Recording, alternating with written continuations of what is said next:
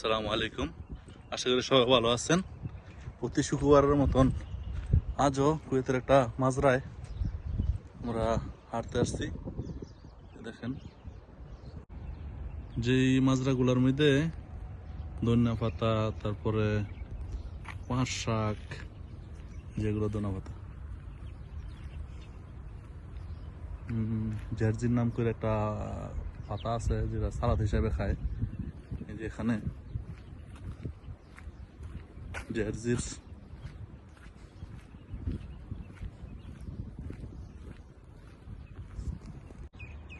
এই যে এই জমিনগুলা নতুন করে চাষ করা হয়েছে। এই বাইটগুলা আলাদা আলাদা করে আর কি নতুন করে আবার ধনিয়া পাতা, জার্জির, তারপরে পাট শাক লাগানো হবে। এই যে আমার শাল মামু, আমার মামনির লগে কথা কইতে কইতে প্রতি শুক্রবারে আমরা এই মাজরাটার মধ্যে আইয়া পরে কথা কই আর কি। ওই মা সান্না একটু হয়েছে না, ভিডিও করতেছি না।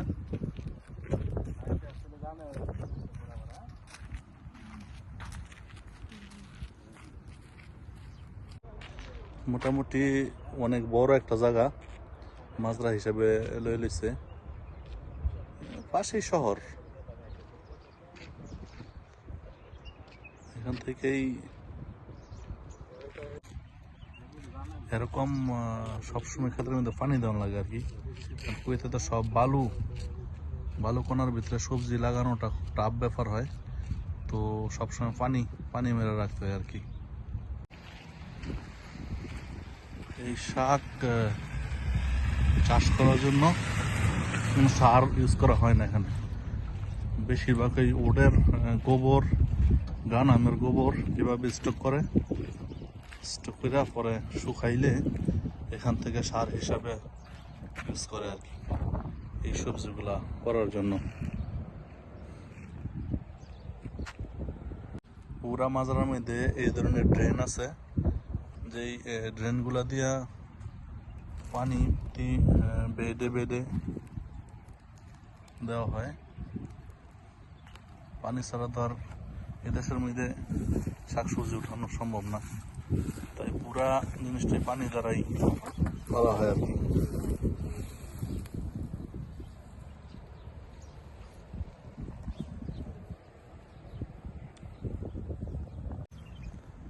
এই মাজরাগুলোর পাশেই আমাদের দেশের মতো এরকম বিশাল বিশাল বড়ই গাছ আছে আর কি। অনেক বড়ই ধরে, বড়ির সিজন এলে মাঝে মাঝে এই বড়ই গাছগুলোর কাছে আই, বড়ই করে খেতে। দেখেন পরিমাণ ধরছে বড়ই, অনেক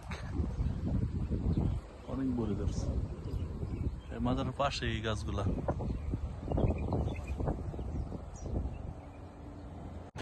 এই যে বেডটার মধ্যে পাট লাগাইছে, পাট শাক অনেক ছোট, তারপর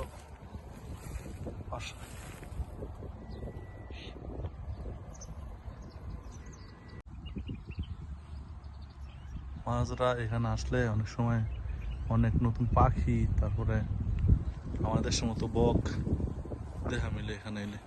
এই যে আমাদের দেশের মতো শালিক, তারপরে এই যে ছোট ছোট পাখি আছে এখানে।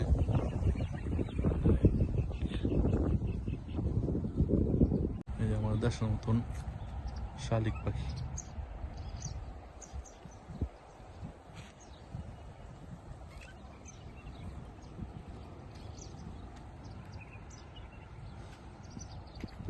একজন কৃষক, সম্ভবত উনি ইরানি, চাষ করতেছে, নতুন জমিতে ব্যাট তৈরি করতেছে।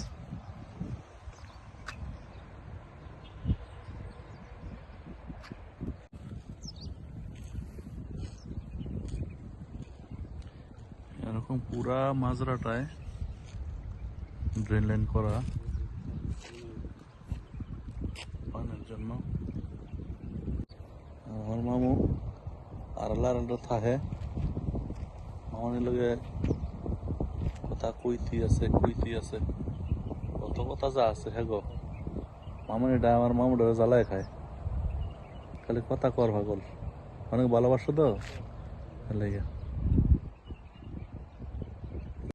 এই মাছ প্রায় কাজ করে আমাদের দেশের এক বাংলাদেশি ভাই, উনি যত সম্ভব কাজের জন্য বাড়িছে। দেন খান থেকে এগুলো আমি কিছুক্ষণ আগে বলছিলাম যে পাশেই শহর। দেখেন এই শহরে কত বড় বিল্ডিং, অনেক দূর থেকে দেখা যায়। পরে 16-17 তলা হবে।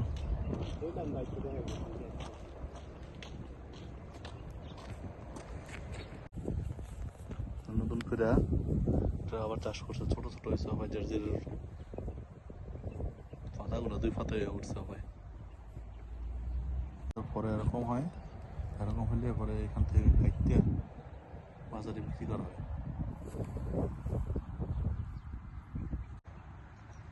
এই যে এই জায়গাটার মধ্যে এই মাজরার যে সবজি বা যে শাকগুলো আছে সব এখানে উড়ায় পরে এইটা হাউজের মতো বানাইছে, এটাতে ধুইয়া প্যাকিং কইরা তারপরে যে ধরনের আরবানা আছে যেগুলো করে নিয়ে রাস্তার পাশে বসে বসে বেচে বা বিভিন্ন জামিয়ায় সুপার মার্কেটে সাপ্লাই করা হয়। এটা ওই ছোট রত্ন একটুনি বড়, এখনো জায়েজ হয় না। এটা জায়েজ হইলে তারপর এটা বাজারে নামে।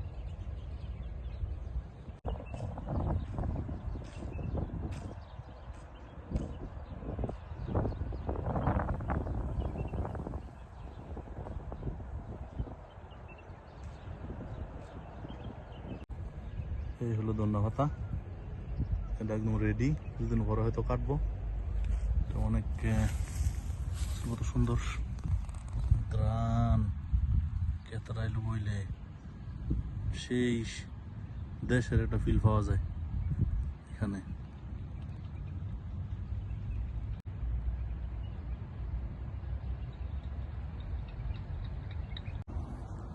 সেই ড্রেনের পানি অনেক দূর থেকে পুরো মাজরা কাবার করে পানি। এই মাজরায় মাঝে মাঝে এরকম খেজুর গাছ আছে আর কি, অনেক গাছে খেজুর ধরছে, অনেক গাছে ধরে নাই, অনেকগুলোই আছে। এই যে এটার মধ্যে খেজুর ধরছে, এটা ঝুমকুরি, এই যে খেজুর দেখা যায়।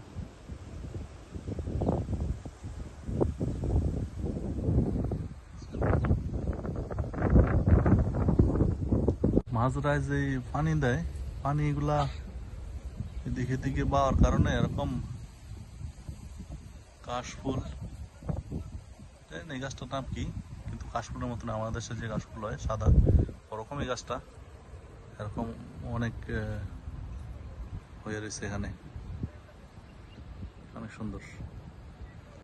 কি বলে এটারে, স্বর্ণলতা, বড় কোনো গাছ না পায়া নিচে কলমি শাকের মতো শাক আছে, ওইটার মধ্যে এইভাবে ফেঁসায় রাখছে। এটারে কি কয়, স্বর্ণলতা না আসলে মামু? স্বর্ণলতা না, স্বর্ণলতা এরকম কিছু আর কি। ড্রেনের পাশে যে লতা গাছ আছে এগুলোর মধ্যে বেরিস, এই যে হলুদ যেই তারা আছে এটা।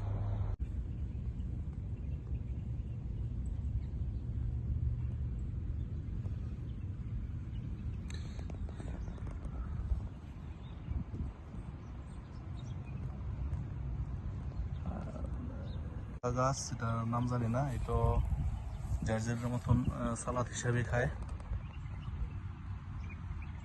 ওইটার নাম কি?